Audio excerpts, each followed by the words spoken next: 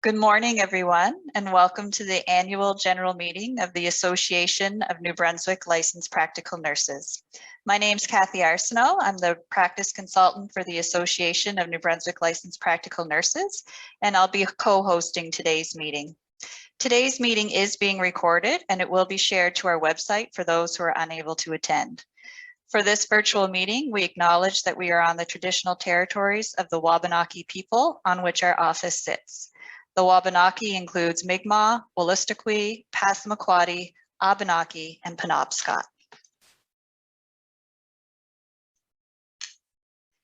On your screens, you will see today's agenda. You may submit your questions in the Q&A box, and we will address the questions that are applicable to the annual report at the end of the presentation.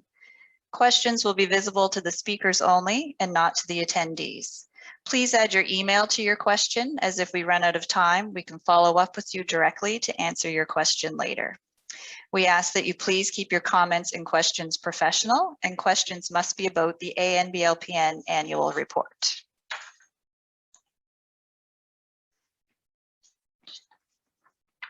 It is now my pleasure to introduce ANBLPN's board president, Kim Steeves. Kim has been an LPN for 17 years and is serving her second term as ANBLPN's president. Please welcome Kim Steeves.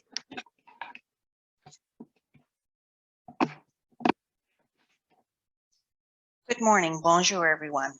My name is Kim Steeves, ANBLPN board president, and we will now begin our annual general meeting. I am officially calling this meeting to order, and I would like to welcome each and every one of you to our meeting. We are the Association of New Brunswick Licensed Practical Nurses, and our sole mandate is to ensure that all LPNs in New Brunswick have the education and skills to provide safe, competent, ethical, and compassionate care in the name of public protection. As such, we, the Register and licensed practical nurses, set the standards for nursing practice, approve and accredit nursing programs, and we intervene to preserve safe, competent, ethical, and compassionate practice. Our vision is that LPNs are the integral element of the collaborative healthcare, respected for their skills, expertise, compassion, and unwavering ethical standards. Our mission is to ensure the public of the commitment to safe, competent, compassionate, and ethical care by regulating and enhancing the profession of practical nursing.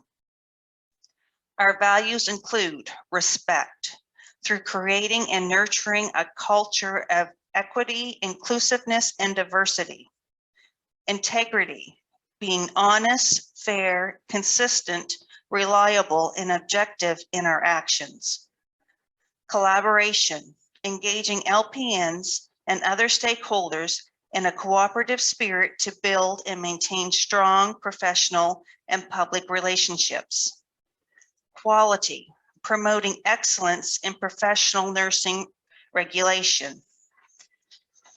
And professionalism, through building and maintaining therapeutic nurse-client relationships, continuous learning, ethics, remaining accountable to the public, clients, the profession, colleagues, and ourselves. The meeting minutes from 2020 were reviewed and approved by Jean-Philippe Lausier and seconded by Annette Boudreau as a clear description of the meeting. At this time, I would like to introduce the ANBLPN board members from 2020. I will begin with the members of the executive. Myself, Kim Steeves, board president, Colleen McLaughlin, vice president, Eve Brito, secretary, Margot Lausier, treasurer. Our members at large for 2020, Annette Boudreau, Region 1, Jennifer Bickford, Region 2, Lori Kinley, Region 3, Marcia Wilson, Region 4, Jean-Philippe Lausier, Region 5, Gerard Beauvoir, Region 6. And our public members for 2020 are Barb Fletcher, and Dale Morehouse. Additionally, the Register of the Board of Directors is our executive. Additionally, our Registrar of Board of Directors is our Executive Director, Joanne Graham. Our legal advisor is Dan Legier from Pink Larkin, and ABN LPN's financials are entrusted with Shannon and Buffett, Chartered Professional Accountants. As per legislation, the LPN Act, the affairs of the association shall be under the management of the Board of Directors. The purpose of the annual general meeting is to present and answer questions on the annual report only. The fiduciary duty to regulate the practical nursing profession comes with many responsibilities and accountabilities, and all of these are done to ensure the protection of the public. The regulatory authority of ANBLPN is responsible for the overseeing of the regulation of candidates, active members, and non-practicing members. Additionally, ANBLPN seeks to establish policies to see the betterment and professional growth of the licensed practical nurses, promote collaboration with the healthcare team, and to ensure the public that proper standards of nursing care are being delivered by their members. Healthcare in New Brunswick has been challenged by its aging clientele and the retention of healthcare professionals.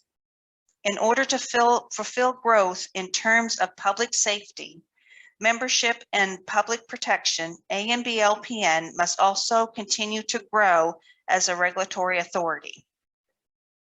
To achieve this growth, our strategic plan will address four main priorities. First, increase the strength and presence of the regulatory authority. 2, foster an environment of risk management. 3, ensure ANBLPN is ready to increase membership.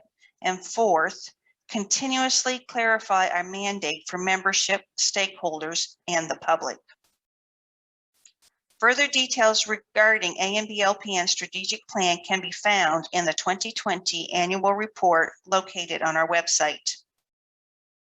I will now call on ANBLPN's Registrar and Executive Director, Joanne Graham, to provide the Executive Director report for 2020.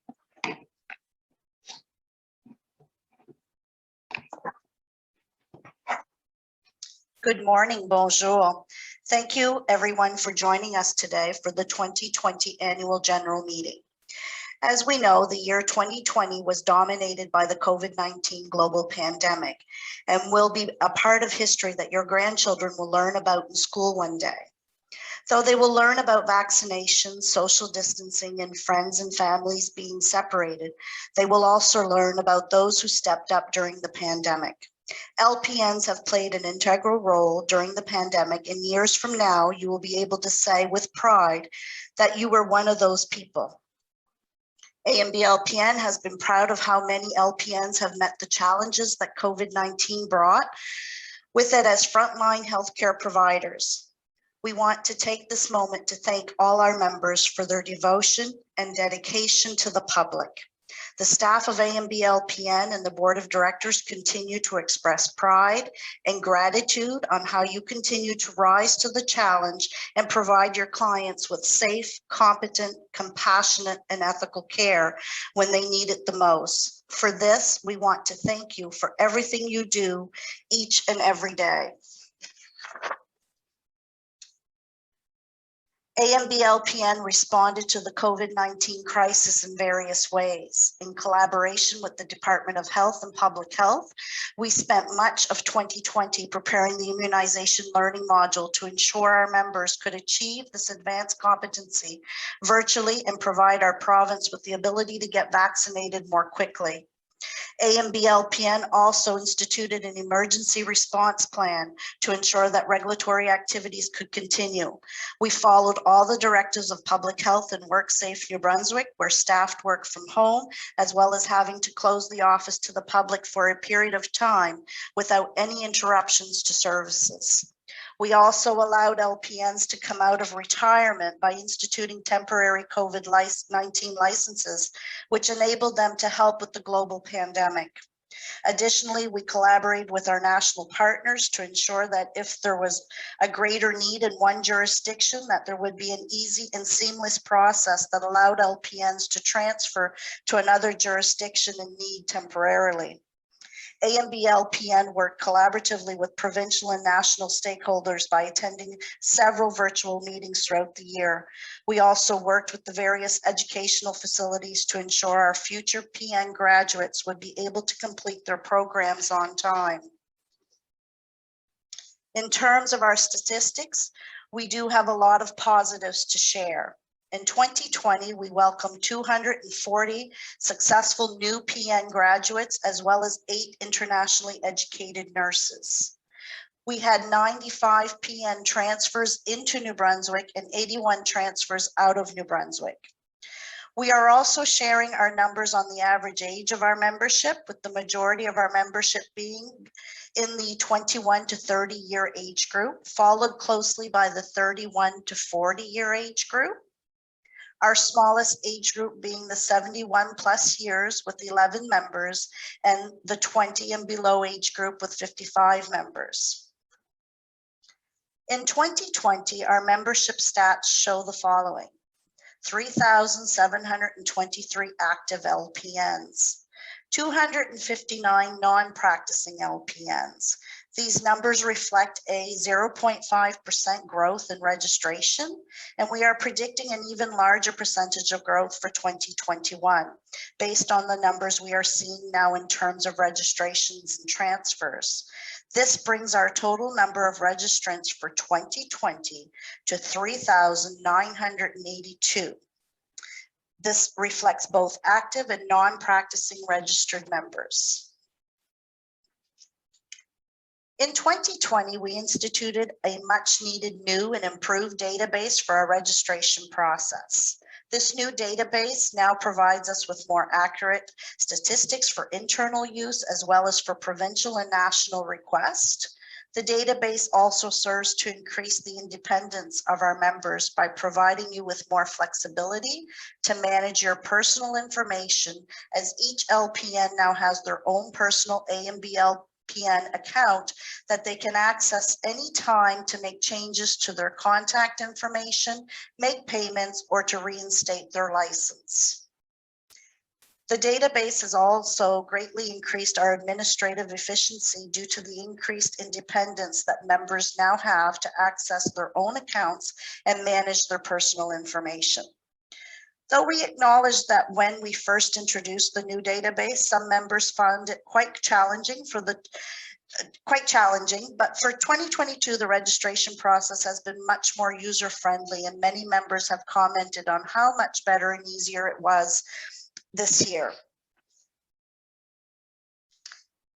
As a major component of regulation, AMB-LPN is required to respond and investigate any complaints regarding an LPN's practice or conduct. AMB-LPN has a complaints committee and a discipline and fitness to practice committee who take part in conduct processes. In 2020, the nature of complaints received consisted of the following: 1 case of theft, 3 cases related to medication administration, 3 cases of working without an active license, 1 case of failing to meet fitness to practice requirements, 5 cases of breaching professional boundaries, and 1 case of unacceptable provision of care. All complaints were investigated and dealt with despite the pandemic.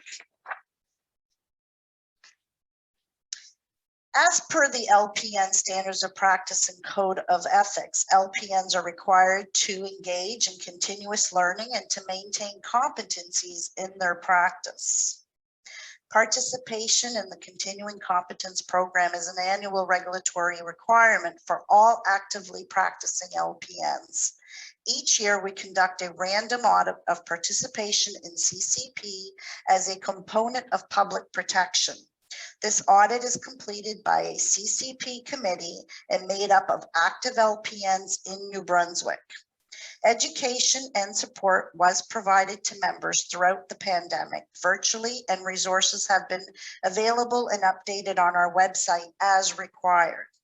A section of our website is dedicated to CCP, and here you will find several resources, templates, a webinar, and video to help you with understanding CCP. Throughout the pandemic, we continued much of our work using virtual format. We conducted several webinars that are listed on your screen, and all of these webinars can be found on our website under the members tab, and then scroll to webinars and /videos. Members are notified in advance of upcoming webinars in the Blue Band newsletter, our social media pages, and by direct email. We also conducted several presentations virtually by request, and a growing trend in presentation requests right now is the evolving role of LPNs in leadership, as we are seeing LPNs working to their national scope of practice and assuming leadership roles in various capacities. AMBL LPN also published several new guidelines as well as revisions to guidelines. All of these publications can be found on our website under the members tab. Most notably, all LPNs should be aware of our new standards of practice that came into effect in 2020. We also released several communications related to COVID-19, such as duty of care, as well as many memos for our self-employed LPNs throughout the pandemic. We also increased our focus on foot care by creating practice guidelines pertaining to foot care, and revised our self-employment guidelines, as many self-employed LPNs are providing foot care. Education was done virtually throughout 2020. We launched our immunization module in November 2020 with a great uptake in members taking this virtual module. We also conducted virtual CPNRE boot camps for students who were unsuccessful after their first attempt writing. We also launched our Pathways to Licensure program for internationally educated nurses and Bachelor of Nursing graduates who were unsuccessful writing the NCLEX. From time to time, we have also conducted a virtual medication administration refresher when requested to help support LPNs who may be struggling in the workplace. We also introduced to the college students the online proctoring for the CPNRE. We strive to have ongoing communication to our membership to ensure members are aware of the regulatory requirements, make you aware of continuous learning opportunities, and more. We use several methods to communicate, which includes our website, our social media pages of Facebook and Instagram, through direct email, as well as through our Blue Band newsletter. At this time, we will now turn to the 2020 financials. Our financial report was provided by Shannon and Buffett, Chartered Professional Accountants. We will now play you a video to give you an overview of our 2020 financials.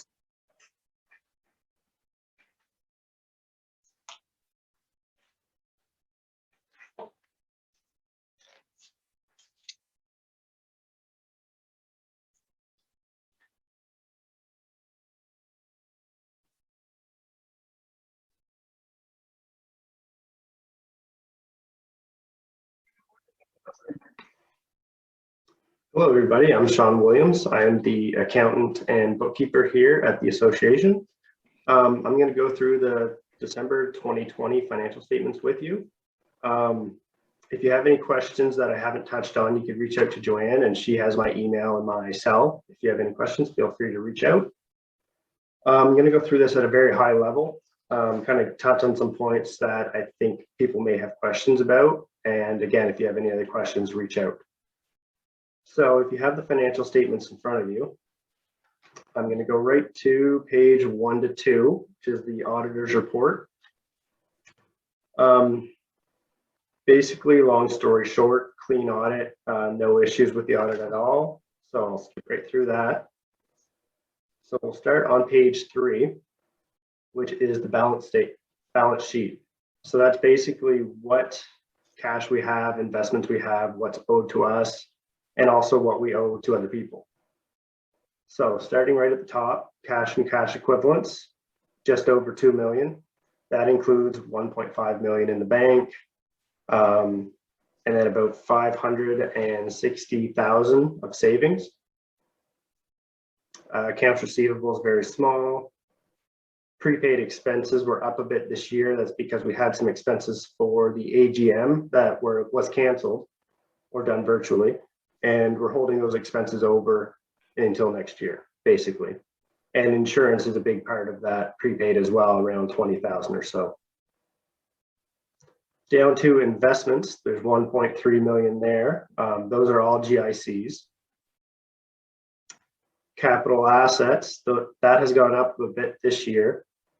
Two reasons. One is the RAV4, that's the executive director's vehicle for travel. The other is 95,000 for the Alinity database. So that's it for the assets of what we own and what's owed to us. Down to the liabilities section, accounts payable, pretty consistent with last year. Of that, 139,000, 86,000 of that is HST that we owe. 14,000 is payroll remittances, and 21,000 of that is just regular accrued liabilities and payables. Just below that, there's a current portion of long-term debt that is new this year. That's again due to the Alinity database, which is a 30-month term loan that we have to pay. Below that is the deferred revenue. Those are all the dues that have been paid up to December 31st for next year's registration. Again, very consistent with last year and up just slightly. Long-term debt below that, again, that's the Alinity database of 43,000. That's the long-term portion of it. So if you combine that with the current portion, there's about 87,000 in total that we owe. So that's the highlights for the balance sheet. Now we'll move on to page 4, which is the income statement, which is usually where people have more questions. So I'm going to kind of just run down, and anytime there's been a big variance from last year or anything that stands out, I'll kind of touch on it. So in the revenue section, I'll go down to, well, the registration and exam fees are all fairly consistent with last year, so I'll skip those. The annual meeting, I believe that was virtual due to COVID, if not completely canceled. So that is why the revenue for that is down. Workshops and courses, any of that would have been down due to COVID. Down to miscellaneous revenue. This is a question I get often because people want to know what's in there. Of that 20,000 revenue for miscellaneous, 11,700 of that is TD sponsorship. And then the rest of it is just small merchandise and other sales. Below that, we have a new item this year, government grants. That is just a wage subsidy that we applied for during COVID. And the pathways grant below that is also new. That was 25,000 to be spent on the pathways. You'll see below in the expenses, we have expenses directly for that as well. So that's it for the revenue, down a little bit, mostly due to annual meetings and workshops being down due to COVID. Actual registration was up last year. So now down to the expenses. The biggest increase here was in salaries and benefits. You'll see that was up probably almost 100,000, just a little over 100,000 from last year. The main reason for this was there was an increase in the executive director's wages, which actually went back 2 years. So that's all included in this as well, which is why it looks like such a spike. Other than that, the employees were pretty much the same and the expense would have been fairly consistent. Directors meetings, those would have been down due to COVID. Annual meeting, again, that was down virtual, I guess, due to COVID. The executive director expense is 11,000 compared to 30,000. What's included in there is the travel for the executive director. So due to COVID, there was a lot less travel last year, so less expenses for that. Down in office expenses, it's 66,000 compared to 50,000 last year. There's an increase in cleaning cost due to COVID, sanitizing. And also there was some additional computer expenses with the new Alinity database that we installed. All the way down to the vehicle expense, which is new this year. It was only $2,000, so nothing significant. What is included in that account is any repairs or maintenance to the executive director's vehicle for travel. So again, nothing significant there. Down to bank charges, and this is significant compared to most companies. It's $30,000 compared to $26,000 last year, so not a really big jump, but it is a big expense. What that is, that's bank charges, that's loan interest, credit card charges, and also payment processing charges, which is big because most members are paying through online. So there's a lot of charges associated with that. Amortization, that is basically the drop in the capital assets value every year. So the building, the property, the vehicles, computer equipment and stuff. This is an expense that basically records the depreciation of that value. So it is up quite significantly. The reason for that is we have that new Alinity program, which we write off 25% each year. So that is one reason for it up. Also because the new vehicle, that's depreciated at 30% each year. So that's why that number is up from last year. And again, the pathways expenses, I described that's associated with the grant we received. So we actually spent a little bit more on that project than the grant gave us for. And that's pretty much it for the income statement. You'll see that the excess of revenue over expenses was just under $400,000 compared to $473,000 last year. Again, there's some additional costs this year with the salaries and benefits for the 2 years back pay, and also revenue is down just slightly. So that explains that. Now, the next few pages of financial statements, you could have a breeze through, and if you have any questions of them, let me know, but I'm not going to touch on them. Page 6 is the statement of cash flow. So this kind of shows how much cash came in, what it was spent on, and then a reconciliation back to what we have in the bank at the end of the year. So you can look through that. I find sometimes people find that useful. And then pages 7 through 12 are all notes to the financials. So you'll see they kind of explain some of the stuff in the financials themselves. Feel free to have a read through that. And that's pretty much it. That's my report anyway. So again, Joanne has my contact info. If you have any other questions, feel free to reach out. Thank you. Bye.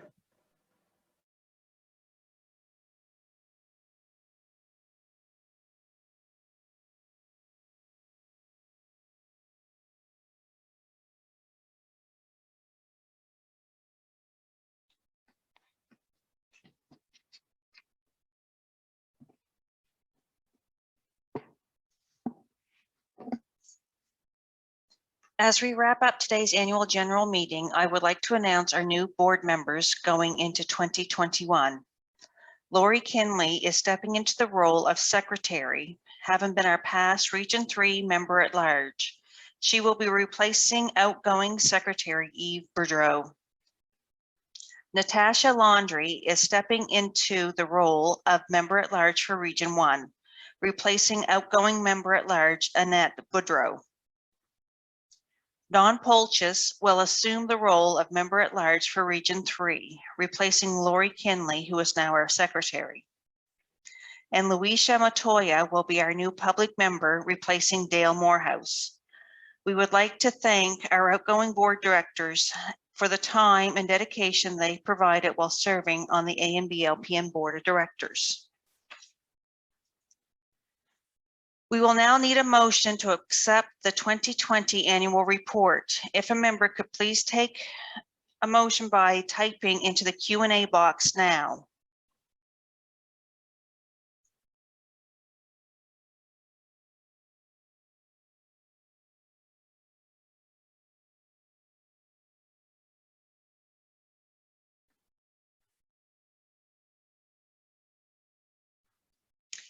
If I could have somebody type in that they have moved to accept the 2020 annual report. Jean-Philippe has moved. Do I have a seconder? and Jennifer Bickert has second. The motion. We will now ask you all to vote on accepting the 2020 annual report. Please answer the poll question once it appears on your screen, please.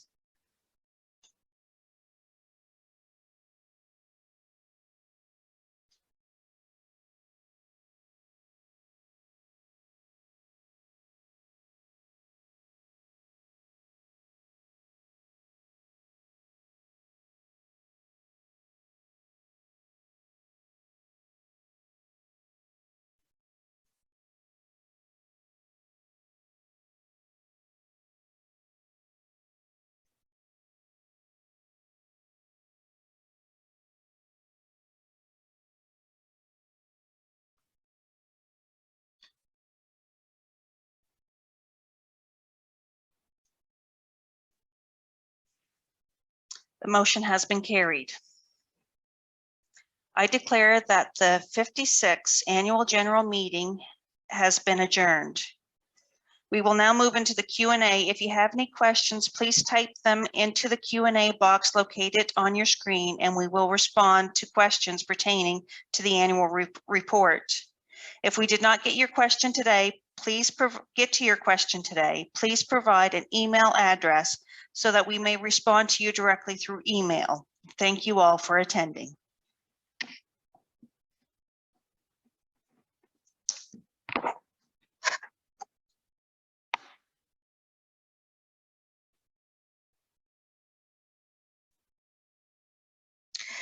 The question is, was there a financial sheet shared with the LPNs to view? It is part of your annual report, which we posted, that was posted on the website, and the financials are in the annual report. We just have a nice comment. The database is wonderful. Thank you for your work on this. Thank you for the wonderful comment. Are there any other questions? And please feel free to email us or call us.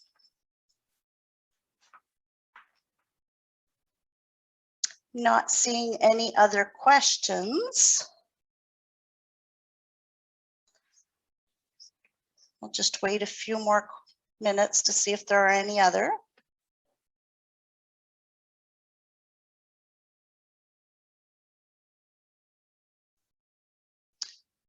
Not seeing any. We wish you a wonderful weekend. Stay well, everyone. Thank you.